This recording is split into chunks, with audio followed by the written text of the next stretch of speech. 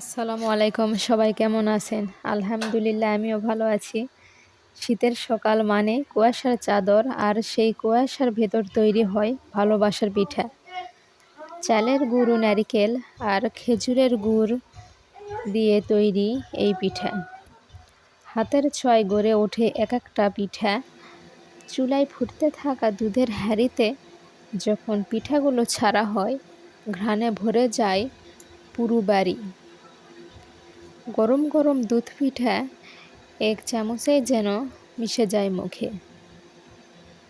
শীত আসে যায়, কিন্তু পিঠার স্বাদ থেকে যায় চিরকাল।